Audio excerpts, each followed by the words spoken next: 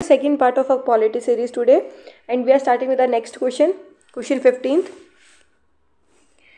Schedules के बारे में मैंने पहले आपको ट्रिक बताई थी। ट्रिक क्या थी? पिछली वीडियोस में बताया था मैं आपको, टीयर्स ऑफ ओल्ड पीएम। ठीक है, तो ये स्केड्यूल्स है सारे 12 के 12। अब देखते हैं इसमें सेकंड स्केड्यूल का पूछा है ना, ई मतलब एमोलमेंट्स, ए से अफर्मेशन थर्ड वाला स्केड्यूल, और फोर्थ में क्या था, राज्यसभा की सीट्स। अब देखते हैं इनसे क्या क्या मैच हो रहा है। देखो, second schedule of Indian constitution provides for emoluments, allowances and privileges for prime minister of India. ठीक है, यहाँ तक ये ठीक है। आगे देख लेते हैं एक बारी। The third schedule of the constitution contains oath and affirmation of the president of India. यहाँ तक ठीक है।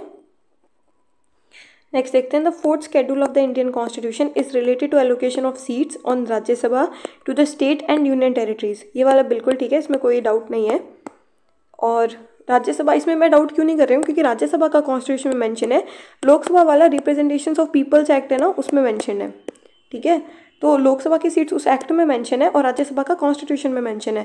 तो थर्ड बिल्कुल ठीक है, तो इसको हटाओ पहले। अब थर्ड ठीक है। अब देखो, थर्ड अगर हमने हटा दिया और ऑल द थ्री ऑप्शंस नहीं है, देखो इसमें कहीं पे भी सारे ठीक नहीं हो सकते, या तो वन ठीक है या टू ठीक है या दोनों ही ठीक नहीं है।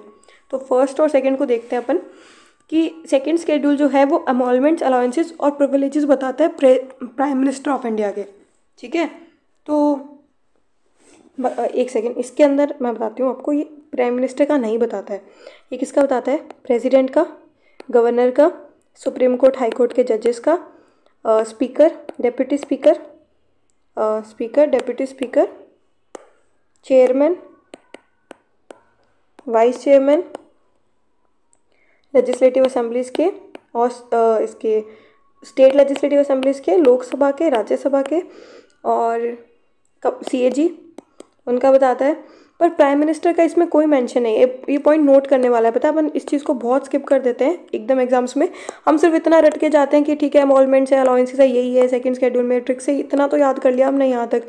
पर ये वाला हम इग्नोर कर देते हैं, ये वाला पार्ट कि जो प्राइम मिनिस्टर ऑफ इंडिया है वो इसमें मेंशन ही नहीं है। ठीक है, तो ये बहुत बहुत इंपॉर्टेंट चीज़ है, इसको याद रखना कि भाई सेकंड शेड्यूल में प्राइम मिनिस्टर के अमॉलमेंट्स और अलाउंसेस के बारे में नहीं बताया गया है। ठीक है, इस बात को एकदम अच्छे से रट लेना एकदम, इस पर ट्रिक कर सकता है एग्जामिनर। ठीक है, तो थर्ड शेड्यूल देखते हैं। इसमें बताया ओथ और अफर्मेशंस बताए हैं। ठीक है, अब किसके कह रहे हैं? प्रेसिडेंट के नहीं, प्रेसिडेंट के नहीं बताया। इसमें मिनिस्टर्स की ओथ है, जो स्टेट और सेंटर के मिनिस्टर्स होते हैं उनकी है, जो एमपीज़ हैं, एमएलएज हैं, जजेस हैं, सुप्रीम कोर्ट हाई कोर्ट के सीएजी जजेस, सुप्रीम कोर्ट और हाई कोर्ट दोनों के, इन सब के बारे में बताया गया है। ओथ सबकी बताई गई है, पर प्रेसिडेंट की ओथ के बारे में मेंशन नहीं है। क्यों नहीं है मेंशन? अगर आपने अच्छे से किया होगा पॉलिटी तो आपने ना, उसमें पढ़ते हैं अपन प्रेसिडेंट की ओथ कहाँ पढ़ते हैं, इसके आर्टिकल जो खुद का जो प्रेसिडेंट के आर्टिकल हैं, there will be a president of India, वो जो आर्टिकल्स होते हैं, आर्टिकल आई गेस 52 के बाद वाले हैं, 52 से 60 में किसी आर्टिकल में मेंशन है, तो वहाँ प्रेसिडेंट का ओथ दिया हुआ है, सेपरेटली मेंशन है। ठीक है, मेरे को एग्जैक्ट याद नहीं है, लेट मी चेक कौन से वाले आर्टिकल में है। बट अगर आपने पॉलिटी थोड़ा भी ध्यान से किया तो आपको याद होगा कि पॉलिटी का अलग से मेंशन है, मतलब इसका प्रेसिडेंट की जो ओथ है वो अलग से मेंशन है, पर इसमें नहीं है। थर्ड शेड्यूल में तो नहीं ही है बिल्कुल। ठीक है, तो ये वाला भी गलत है, ये वाला भी गलत है, तो आंसर क्या होगा इसमें? 3 ओनली। ठीक है, मैं प्रेसिडेंट का ओथ एक सेकंड चेक करके बताती हूँ आपको कौन सा आर्टिकल में। ये है आर्टिकल 60 में, हाँ आर्टिकल 60 में है प्रेसिडेंट की ओथ, और मतलब सेपरेटली दिया हुआ है प्रेसिडेंट का ओथ कॉन्स्टिट्यूशन में। ठीक है, तो ये थोड़ा सा ट्रिक कर लेगा एग्जामिनर, क्योंकि अपन को बिल्कुल टाइम नहीं मिलता एग्जाम्स में कि इतना सोचे हम कि थर्ड वाले में है कि नहीं है। पर ये कुछ चीज़ें ना इनको याद रखना अच्छे से कि प्रेसिडेंट का ओथ सेपरेटली दिया हुआ है, थर्ड शेड्यूल में नहीं दिया हुआ है। दूसरी चीज़, प्राइम मिनिस्टर की जो प्रिविलेजेस है वो सेकेंड शेड्यूल में मैंशन नहीं है। ठीक है, तो प्राइम मिनिस्टर को हटा के आगे देखते हैं next question. Combination of social and political justice is known as distributive justice.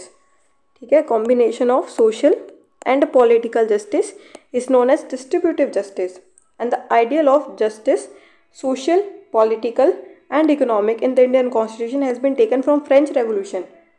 देखो ये क्या कह रहा है, सोशल, पॉलिटिकल और इकोनॉमिक जस्टिस हमने फ्रेंच रेवोल्यूशन से लिया है। मुझे तो ऐसा लग रहा था कि फ्रेंच रेवोल्यूशन से हमने इक्वालिटी, लिबर्टी और फ्रेटर्निटी लिया। हमने ये लिया ना फ्रेंच रेवोल्यूशन से, ये तो बहुत बेसिक है, आपको आना चाहिए कि हमने ये लिया है रशियन रेवोल्यूशन से। ये जो है मतलब लिबर्टी, इक्वालिटी, फ्रेटर्निटी ये लिया फ्रेंच रेवोल्यूशन से, और ये जो सोशल, पॉलिटिकल और इकोनॉमिक जस्टिस है ना, ये लिया रशियन रेवोल्यूशन से। कहाँ से लिया? रशियन से। उनके खुद के पास जस्टिस नहीं है, पर ठीक है। सोशल, पॉलिटिकल और इकोनॉमिक जस्टिस कहाँ से लिया? रशियन से। और ये फ्रेंच से क्या लिया है? इक्वालिटी, फ्रेटर्निटी और लिबर्टी। उसके बाद में कॉम्बिनेशन ऑफ सोशल और पॉलिटिकल जस्टिस।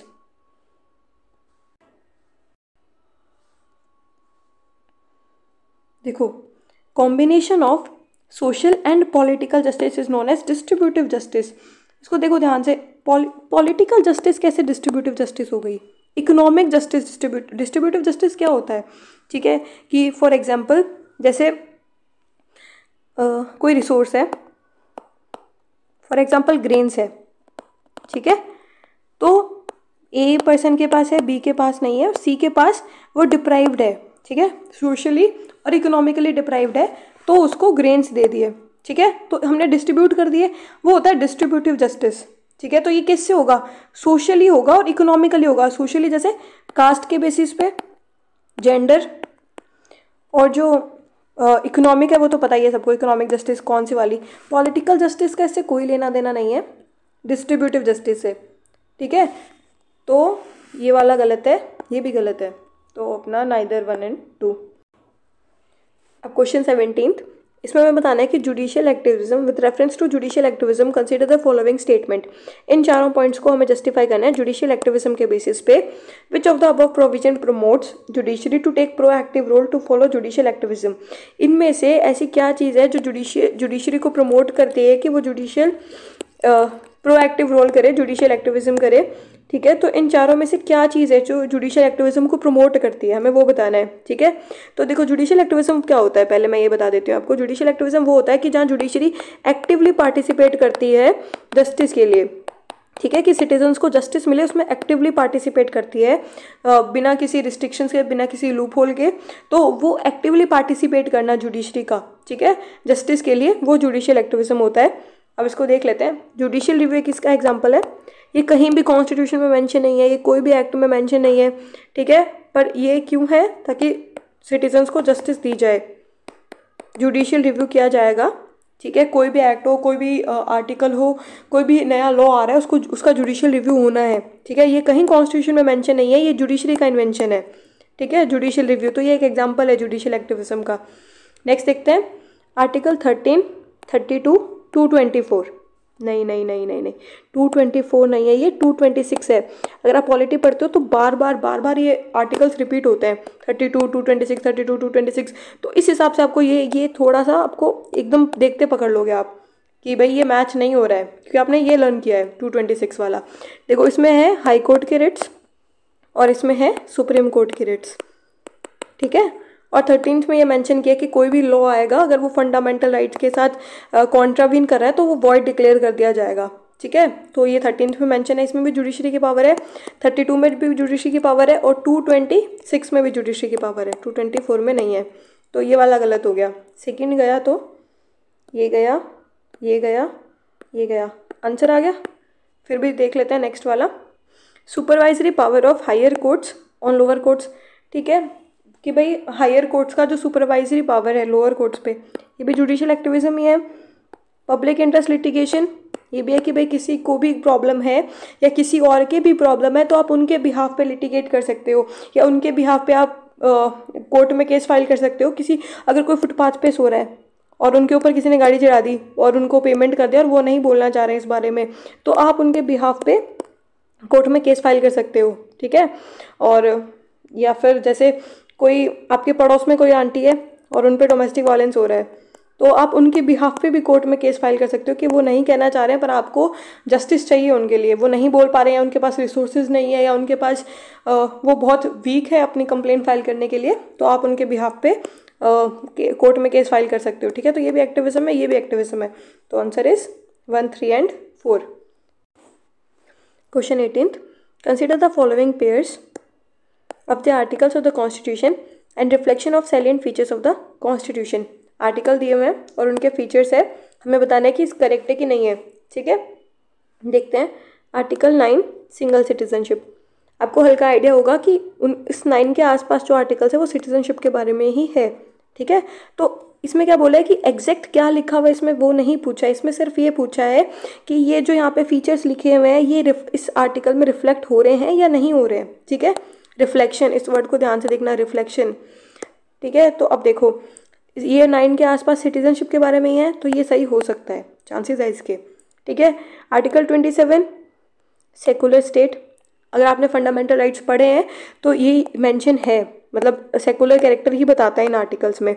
आर्टिकल 26, 27 और 28 राइट टू रिलीजियस अफेयर्स करके है इन आर्टिकल्स के नेम। 28, 29 और 30 भी होगा आई गेस। इसमें तो रिलीजियस माइनॉरिटी इंस्टीट्यूशंस के बारे में है, मेजोरिटी इंस्टीट्यूशंस के बारे में है, और ये यहाँ पे है राइट टू प्रैक्टिस प्रोपोगेट, वो वाले जो पॉइंट्स है ना वो 27 के आसपास ही है। ठीक है, तो ये भी ठीक है। अब देखो article 315 universal adult franchise. Voting के बारे में यहाँ है क्या? नहीं, मैं बताती हूँ इसको। मैंने ना कैसे याद किया था, देखो आर्टिकल 326 ये है वोट से रिलेटेड, मतलब यूनिवर्सल अडल्ट फ्रेंचाइज। वो भी किस किस में? हर जगह नहीं, लोकसभा के लिए और जो स्टेट लेजिस्लेटिव असेंबलीज के इलेक्शंस होते हैं ना उसमें। आ रही बात समझ में? तो इसको मैंने कैसे याद किया था कि भाई 18 ईयर्स की एज में वोटिंग राइट्स मिल रहे हैं और 18 के बाद में आ रहा है 26 ऐसे करके कुछ। और जो वो है ना इलेक्शन कमीशन, उसका भी इसी के आसपास कहीं है। तो ये वाला ऐसे याद कर लेना, मतलब कुछ भी अपने हिसाब से बिठा लेना कि भाई 18 ईयर्स के बाद मिल रहा है 26। तो ये 15 तो मैंने ध्यान ही नहीं दिया था, तो ये मैंने इस हिसाब से पकड़ा कि 26 मैंने याद किया था और इस हिसाब से हुआ था ये। तो ये वाला गलत है, थर्ड गलत है, तो ये गया, ये गया, ये गया, आंसर आ गया। पर फिर भी देख लेते हैं। आर्टिकल 353 ये इमरजेंसी के आसपास है 360 तक। तो इमरजेंसी लग जाती है तो क्या स्टेट की पावर कैंसिल हो जाती है, मतलब कम हो जाती है, रिड्यूस हो जाती है, और सेंटर की आ जाती है। तो हो गया यूनिटरी बेसिस, मतलब यूनिटरी बायस। तो ये आ गया अपना आंसर बी। नेक्स्ट देखते हैं question 19। Consider the following statements regarding Indian constitution के बेसिस पे हमें बताना है। ये इंडियन कॉन्स्टिट्यूशन, ध्यान से देखना, कोई भी आर्टिकल या कहीं पे भी लिखा हो वो नहीं, जो कॉन्स्टिट्यूशन में मेंशन है उसके बारे में पूछा है। The constitution of India establishes a federal system of government which includes independent judiciary, supremacy of the constitution. सही बात है, इंडिपेंडेंट है, पर मैंने आपको ये बताया था कि फेडरल है और इंडिपेंडेंट है। यूनिटरी है, यूनिटरी फीचर क्या है? Interdependence, integrated judiciary, integrated judiciary. ठीक है, तो यहाँ टी है, टी है, मैंने आपको बताया था पिछली वीडियो में, और ये डी है और ये डी है। ठीक है, तो फेडरल सिस्टम का फीचर है इंडिपेंडेंट जुडिशरी, और सुप्रीमेसी तो है ही कॉन्स्टिट्यूशन की। अरे बात समझ में? तो ये वाला ठीक है। नेक्स्ट देखते हैं। The Indian constitution contains unitary feature like a strong centre, all India services, integrated judiciary etcetera. अब ये यूनिटरी फीचर पूछा है, यहाँ पे टी आ गया, इंटीग्रेटेड में टी आ गया। मैंने यही समझाया, आपको भी समझाया ये, और ये पॉइंट यहाँ रिपीट हो गया। ठीक है, तो इंटीग्रेटेड ये यूनिटरी फीचर है कि स्ट्रॉन्ग सेंटर है, ऑल इंडिया सर्विसेज है, ये तो इसमें तो कोई डाउट ही नहीं है कि स्ट्रॉन्ग सेंटर है या ऑल इंडिया सर्विसेज है तो वो यूनिटरी फीचर है। पर इंटीग्रेटेड की मैंने आपको ट्रिक बता दी, तो ये वाला भी ठीक है, ये वाला भी ठीक है। थर्ड देखते हैं। The term federation have been used in article 1 of Indian constitution. नहीं नहीं नहीं, फेडरेशन ये टर्म मेंशन ही नहीं है फेडरेशन। ठीक है, मैं बताती हूँ। अम्बेडकर जी है ना, उन्होंने बोला था ये यूनियन ऑफ स्टेट मेंशन है, union of state. Federation word क्यों नहीं मेंशन है? क्योंकि देखो फॉइडस एक वर्ड आता है, I think America, Latin America या वहाँ पे, या ग्रीक में I guess, I don't know. तो इसका मतलब ये होता है एग्रीमेंट, और फेडरेशन मतलब वो होता है जहाँ पे कि भाई बहुत सारे स्टेट्स हैं, उन सारों ने एक एग्रीमेंट साइन किया और फिर उन्होंने इंडिया बनाया। ठीक है, अगर फेडरेशन यूज़ करते तो। और अगर ये एग्रीमेंट है, अगर ये कोई एग्रीमेंट है तो एग्रीमेंट तो ब्रेक हो सकता है, विच मीन्स कि स्टेट का जब मन करेगा वो इस एग्रीमेंट को ब्रेक कर देंगे और इंडिया से अलग हो जाएंगे, सेपरेट इजीली हो सकते हैं वो लोग। अगर ये एग्रीमेंट वर्ड यूज़ किया हमने तो हम ये बोलेंगे कि India is a agreement of states. ठीक है, फेडरेशन का अलग मीनिंग बता रही हूँ मैं आपको कि उसका मतलब ये हो जाता। तो अम्बेडकर जी ने बोला कि नहीं, हम लोग ये वर्ड यूज़ नहीं करेंगे, India is not a federation, India is a union of states. इसलिए हमने ये वाला वर्ड यूज़ किया कॉन्स्टिट्यूशन में, हमने वर्ड फेडरेशन नहीं मेंशन किया है।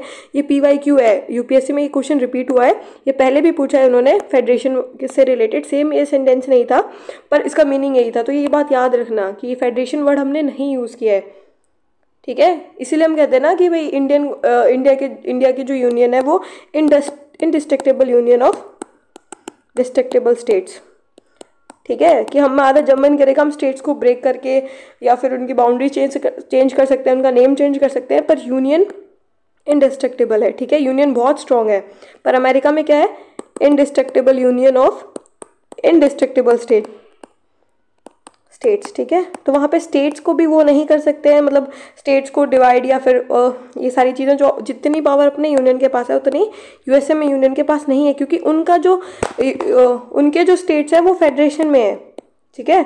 अमेरिका के जो स्टेट्स है वो फेडरेशन में है, वो एक एग्रीमेंट से बना है, यूएसए एक एग्रीमेंट से बना है।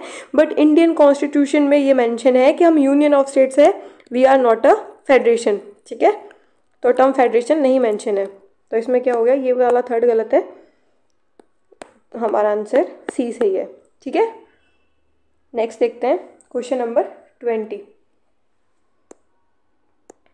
Philosophical part of Indian constitution, which of the following contains philosophical part of the Indian constitution, ठीक है।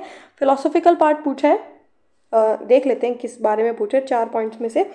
Directive principles of state policy, fundamental rights and fundamental duties, fundamental rights and directive principles of state policy, fundamental rights, fundamental duties, directive principles of state policy, ठीक है।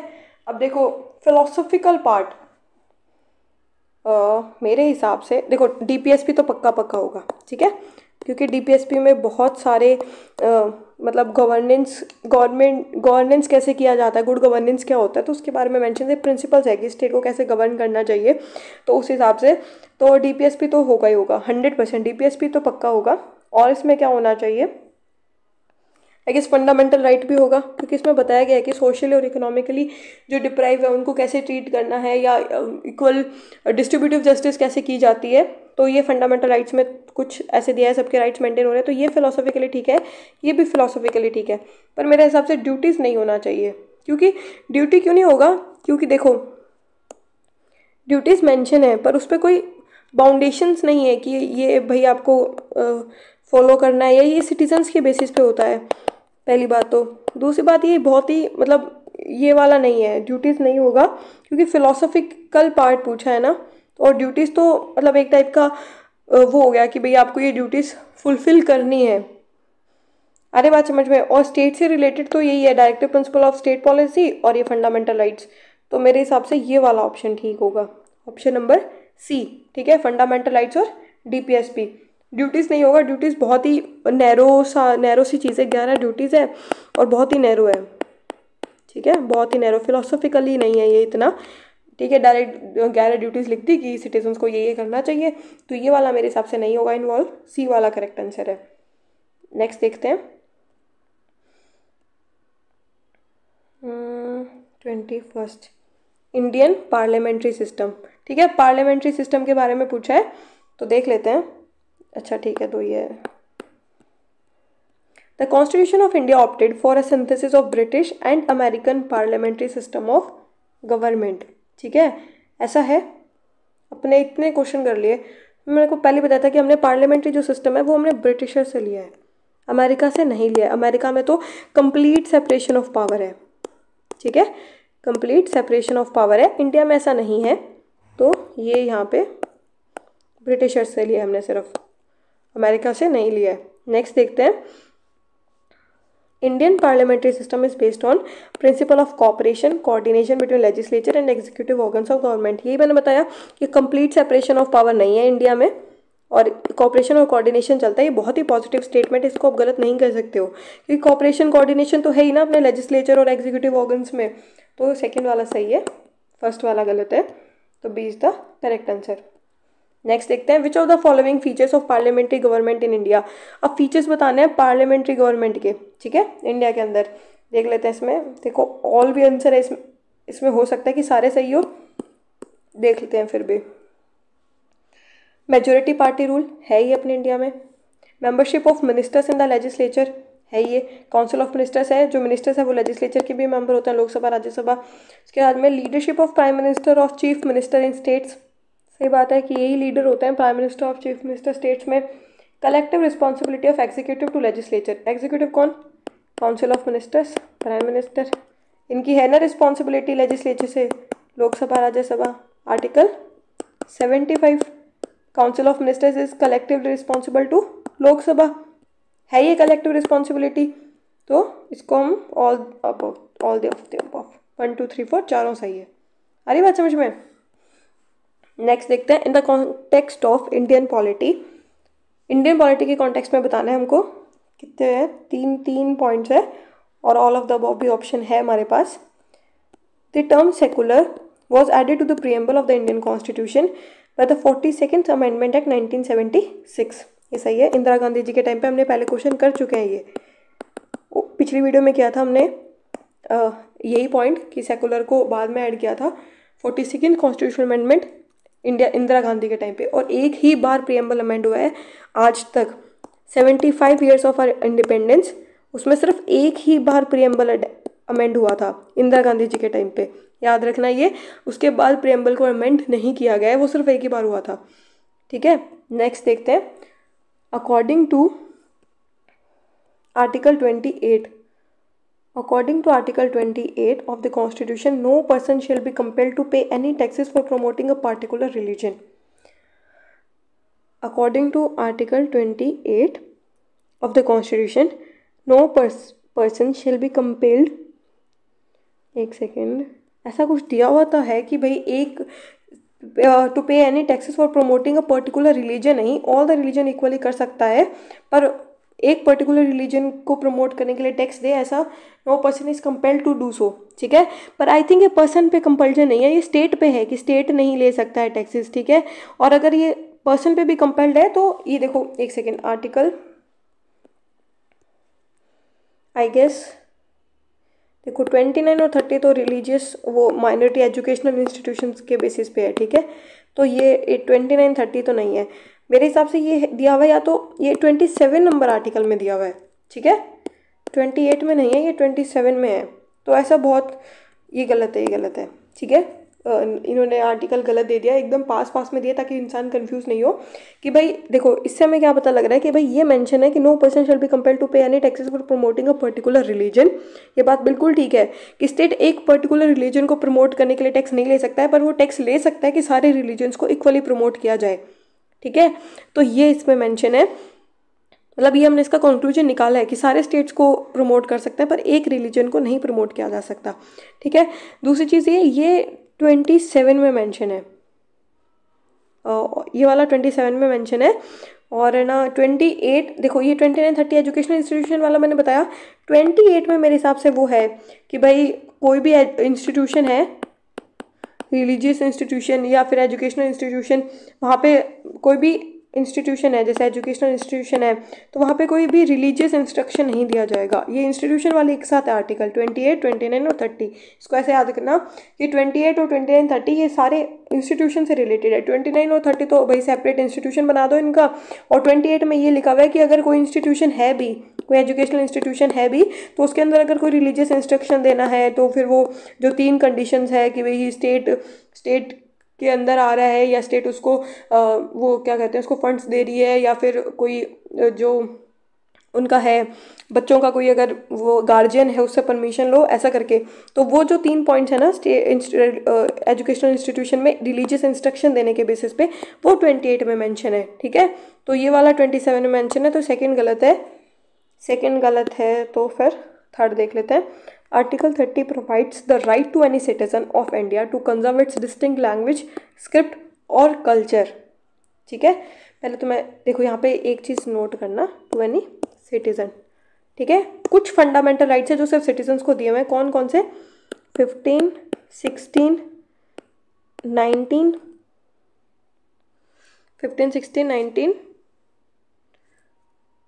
29 और 30 मेरे हिसाब से, हाँ 15 16 19 29 और 30 ये आर्टिकल्स है जो सिर्फ सिटीजन्स को दिए हुए हैं, ठीक है।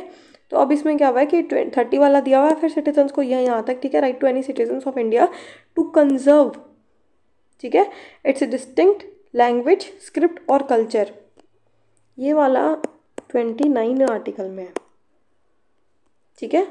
30 में तो ये है कि वो अपना रिलीजियस अपना इंस्टीट्यूट खोल सकते हैं, ठीक है, टू कंजर्व द सेम, ठीक है। जो ये जो लिखा हुआ है ना, ये अपना वो कल्चर स्क्रिप्ट मेंटेन करने के लिए, तो आर्टिकल 30 में ये मेंशन है कि वो अपना एजुकेशनल इंस्टीट्यूशन एस्टेब्लिश कर सकते हैं ऑफ देयर चॉइस, ठीक है।